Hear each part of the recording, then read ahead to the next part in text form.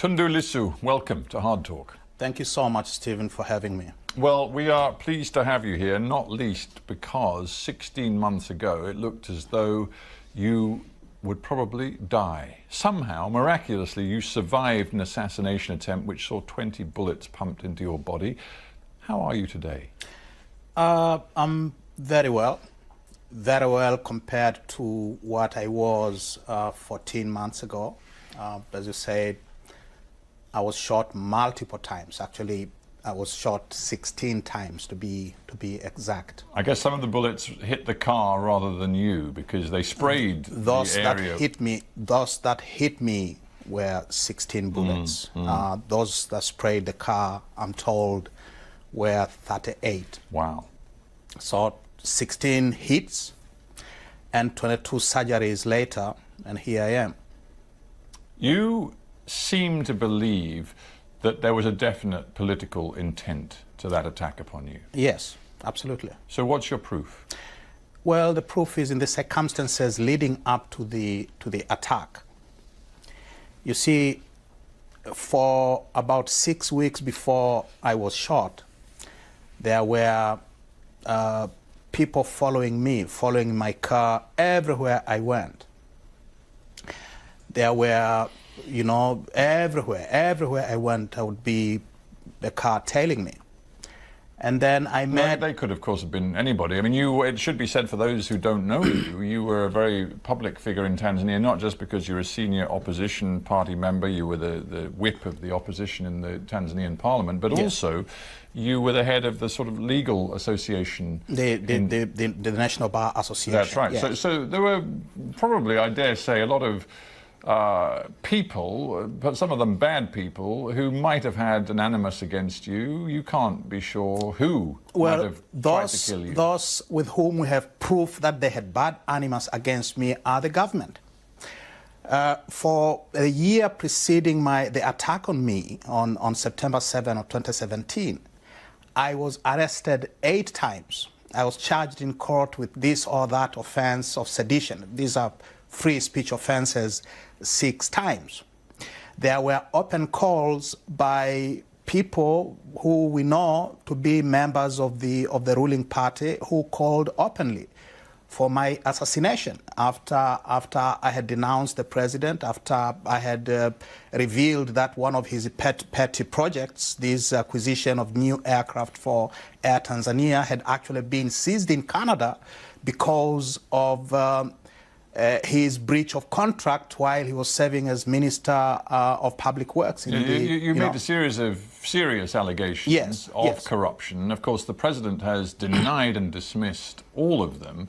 Equally, it should be said, in the intervening months, the 14 or 15 months since the assassination attempt, the government and the authorities in Tanzania have come up with no evidence pointing to any association with the government in terms of this attack. So you seem to me to be making some allegations and some connections and claims which are highly inflammatory in today's Tanzania, but you don't have the evidence. Listen, Steve. I am the chief whip of the official opposition. I'm a parliamentary leader. I live in a government housing compound that is heavily guarded 24 hours, 7 days a week. Every apartment block inside that compound is guarded 24 hours, 7 days a week.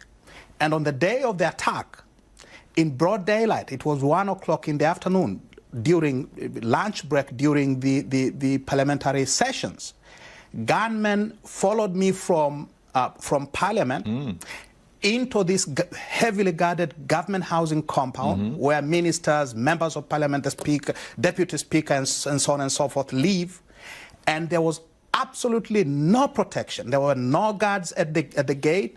There was no security whatsoever. I understand all that, but I'm also mindful of legal niceties here. And the President did say after the attack that he utterly condemned it, and he called immediately on law enforcement to catch and punish the culprits. Did the President talk to you after the attack? He has never, ever spoken in public about this attempted assassination. Never. There was a tweet there was a tweet, a very small, very quick tweet, and it disappeared. But the president has never, ever publicly spoken about the assassination attempt. The president, and this comes from the Speaker of Parliament, the president has blocked efforts to have me treated at the cost of Parliament, which is my statutory right. And again, just to keep people informed of what has happened since, in the year and more since the attack, you have had to have medical treatment, first in Kenya, but extensive treatment, rehabilitation in Belgium. In Belgium. So you've been based in Belgium for a long time, and you've had an awful lot of time to reflect. When you think about some of the things you said in the lead-up, the summer of 2017, before the assassination attempt, you called the president a petty dictator. At one point, you called on the international community to treat Tanzania, and I'm quoting you directly, as the skunk of the world. Yes. Yeah, now that you've had time to reflect, do you think you went too far? You went over the top. Governments that kill their citizens, governments that use their security forces to target their political opponents, governments that prohibit political rights which are protected by the Constitution, governments that cause civilians to be abducted and disappear, like it was with those obnoxious Latin American dictatorships of the 60s and 70s, the governments that have occasioned loss of lives, that destroy innocent lives. In the world, those governments deserve to be described as the skunks of the world. How disappointed are you that the Tanzanian people, they listen to you, they listen to the president, they weigh up the different messages, and right now the president enjoys an approval rating that is well over 50%, some measures at 70%, and there is every sign that both he and the ruling party are going to win and win big in the next round of elections? Mr. Sarkar, I will say this. During the first year of President Magufuli's tenure, we were told his approval rating was in the high 80s.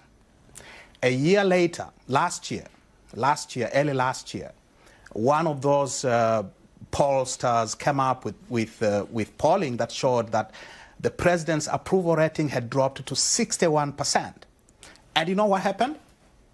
The managing director of that polling firm had his citizenship questioned, his passport seized, and for all intents and purposes, they will never do it again. Because now, immediately after, a new statistics law was passed, which says if you bring out statistics that put the government in a bad light, you are a criminal. Before we get there, just on this matter of whether the president is seen by his people to be doing a good job, let's just consider a few of the achievements of this administration, the Magufuli administration. He promised to cut out much of the corruption in the country. We saw in the first few weeks and months of his administration thousands of ghost workers being removed from the payroll. We saw some very senior figures being removed from the Port Authority, the Revenue Service, because they had been systematically corrupt. If you ask Tanzanians today, according to all of the evidence, they feel their country is cleaner, less corrupt than it was when he took office. And in Africa, that is actually quite an achievement. We also saw the president building a brand new airport in his home village, like Mobutu Sese Seko with his village in the middle of the forest somewhere in the Congo. We've seen the president doing, and they say it openly, that the president is purchasing aircraft for Air Tanzania Corporation. Now, that is none of the president's job. You point to some very specific instances. I point to systems. For example, there is no doubt that the tax and revenue service is bringing in more today than it was before Magufuli came to power. He has, it seems, delivered on his promise to make Tanzanians pay their taxes to be a more efficient, a more responsible society and economy. And that is a really big deal. In fact, on the contrary, there was a spike, there was an increase in tax revenue during the first year in 2016, 2017, thereabout. But since then, revenues tax revenues for the government have gone down. And why? Because the president has attacked the business community. He's attacked private investors. Investment is drying up.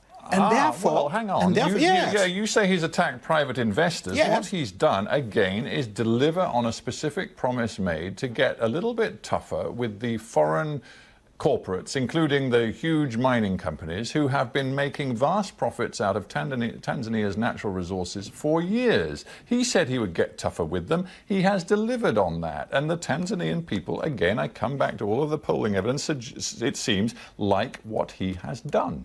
Well, whose polling are we talking about here? When the president and his party and his government pass laws that prohibit independent verification of the statistics they're giving publicly, who is there to say that these figures are correct? I don't want to just stick to polls. Let's take the analysis of a respected independent observer of Tanzania, Dan Padgett. He writes on Tanzanian affairs, both at Oxford University and SOAS. He says this: Magufuli has defied the assumption that African states cannot take on big multinational corporations and win. He sought out a confrontation with the mining companies, which eventually led to Barrick Gold and others agreeing a deal that involves substantial concessions to Tanzania. Are you seriously, as an opposition, saying you don't like that? Barrick has not agreed any deal. We were told by the president himself that Barrick had agreed to pay $300 million as, I don't know what they called, like a golden handshake, I don't know. But the president himself made a statement that they have agreed to make a payment, an immediate payment of $300 million. They have not paid a penny. Not a penny. They were slapped with a tax bill of $194 billion. They have not paid a penny. Not a penny. But it seems you don't even want the government to take on the big foreign corporates. Well, You've been complaining, saying, oh, we must be nicer to them. And I have not said that at all. I spent 19 years, from 1999, when everyone, Magufuli included, were singing the praises of these investors in the mining sector, were ripping us off. 19 years I was the sole voice to the contrary. If I may say, if it is so clear that Magufuli and his administration are failing the Tanzanian people, why is it that in the last year a substantial number, at least 6, possibly, depending on how you read it, 10 members, opposition in Parliament, and of course there are various parties in the opposition, but at least 10 members, it seems, have defected to the government side, including some of the most senior figures who were leading the opposition to Magufuli? They're now on his side. There has been a major trend. There has been a major commercial enterprise in politics in Tanzania over the past 1 year. What do you mean? I mean precisely that people have been given money to change sides. People have been promised that if you change sides, we will ensure that you return as a candidate, and we will use whatever force we have in our capacity to make sure that you win. And that's exactly what happened. You're a very senior lawyer, so you know better than I that it's very dangerous to bandy about these allegations when you don't have specific evidence. When, of course, the people who you're making the allegations against, i.e. some senior figures in the opposition, are not here to defend themselves, and they absolutely categorically deny all the charges you've just laid at their door. Let's take one example. Lawrence Masha, he was Home Affairs Minister in the government of Kikwete for a while. Then he became an opponent of Magufuli, was very hard on Magufuli, but in recent times has decided what he sees from Magufuli is actually quite positive. He says, while you may not always agree with the president and the way he does things, his heart is in the right place. He is having an impact on the lives of everyday Tanzanians. Mr. Saka, in the 3 years since President Magufuli came to office, 380 civilians, villagers in Kibiti, Kilwa, Rufiji, and Mkuranga district, just south of Dar es Salaam, have disappeared. Bodies have been washed, found, floating in River Rufiji, in the Indian Ocean beaches. This is unprecedented in the history of Tanzania. We've never seen anything like this. We've seen in those 3 years political opponents of the government and his party being murdered with complete impunity. No investigation, no arrests, not even suspicion. murdered in broad daylight. This is unprecedented. Now, is this the price that we must pay in order to have less corruption? Is this the Tanzania you want, where the language being used and the allegations being made are getting ever more inflammatory? The government clearly is worried by this. They've passed a whole raft of measures and proposed some more, which many would say repress freedom of speech. They say it's because they are so very worried that freedom of speech in Tanzania is being abused by people spreading false allegations, making up stories. That's why they've put new controls on social media, on bloggers. They've also, from time to time, closed down newspapers, radio stations. I just wonder whether, again, on reflection, you feel that the way you're making your political arguments is fanning the flames or actually cooling tensions?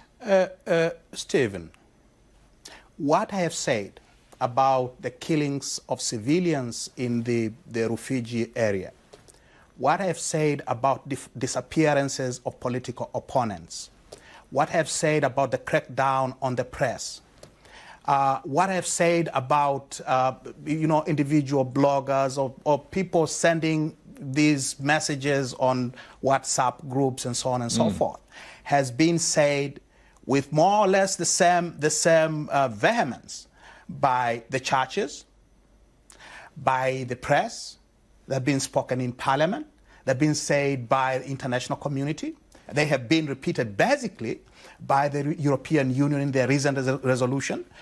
So what I'm saying is nothing, absolutely nothing new for those who know what has been happening in Tanzania. It does. For the past It faces 3 years. you with a choice, though, because the government, even with its latest legislation, where it wants to repeal the Political Parties Act to make it much more difficult for opposition political parties to conduct what is being called activism on the streets, you then face a choice. Are you going to confront this government and its repressive legislation openly, and that could, of course, lead to violence, or are you going to find ways which are peaceable rather than potentially confrontational? We have always fought political battles peacefully.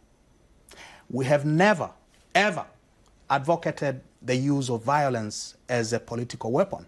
Let's talk specifically about the reasons why the international community in the last few months has expressed grave concerns about what is happening in Tanzania and what the Magufuli administration is doing. They are particularly focused on some of the highly controversial conservative social messages and actions being made by the government. In particular, the World Bank cancelled a $300 million loan to Tanzania after the government reiterated its policy of banning pregnant girls from going to school. The EU withdrew its ambassador, and it voiced particular concern about the government's determination, it seems, to root out homosexuality and impose prison sentences of up to 30 years. That has been the law for quite some time. I know, but the government now is saying that it wants new measures to identify and punish homosexuals. So my question to you is, as a key figure in the opposition, are you prepared to speak out loudly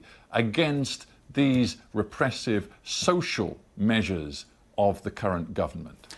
We are on record that the issue of pregnant schoolgirls continuing with their education is a government policy. It is Magufuli's own government policy. It is in their own party manifesto. It is in their party documents. It is part of our law. So for the president to stand up and say, we will no longer educate schoolgirls because they are pregnant, is going not only against the law, it is also going against the stated party policy of his own party. So you're clear on that. You absolutely reject his stand on that. What about his defense of the punitive laws on homosexuality? Would you, as a leading opposition figure here on Hard Talk, speak out against those punitive laws? President Magufuli has said this, and I'm not asking what he. We know he's deeply socially conservative on these issues. We have to get the record straight, Steve. The president, the foreign minister, Dr. Mahiga, has said that whatever actions were taken by the Regional Commissioner for Dar es Salaam, those are not government policy. That is not government policy. What I want to know, and I dare say many people around the world would like to know, is a senior African opposition politician prepared in public to say these laws that we have currently in our country on homosexuality, punishment of up to 30 years in prison, are utterly unacceptable, and if I achieve power, we will get rid of those laws? Every individual is entitled to their privacy. We should never allow the government to start peeping into people's bedrooms. So you would eliminate all of these laws which criminalize homosexuality? Let me put my... Please, yes, because we're out of time almost. Would you eliminate the laws that criminalize and punish homosexuality? If they violate, and I think they violate the privacy, the right to privacy that is protected by the Constitution, then those laws are definitely unconstitutional. By the Constitution of Tanzania, I'm not talking about any other constitution. Our Constitution says these are private matters and they should remain private matters. In the course of this interview, you've outlined so many different areas where you say the president is taking Tanzania in the wrong direction. Yes. Now, you've accused him of an awful lot of bad stuff during our conversation. Yes. Are you, having had your all of your operations, your surgery and your rehabilitation, are you now ready to go back to Tanzania to fight this president politically, put your name on the ballot for the next presidential election? My treatment is still ongoing, but I have stated clearly that when the doctors declare me fit to go, I will go to Tanzania. That is one. I'm not in exile. I'm in Belgium because I was shot 16 times and doctors have had to operate on me. So are you prepared to go back to Tanzania without specific security and safety guarantees? I will go back to Tanzania when I'm fully fit. And the president and his government will have to tell the world whether returning home to Tanzania I will be protected by the government as I should. The government has a responsibility to make sure that I am safe. I'm still a member of parliament. I'll go back to continue the work that I was chosen to do. And you spoke about the ballot. I have stated, if the people of Tanzania, if the members of my party believe that I'm the correct person to face President Magufuli in 2020, I'm more than ready to do so. Tundu Lissu, we'll keep watching that story. Thank you very much. Thank you so much, Steve. Thank you so much, Steve, for coming.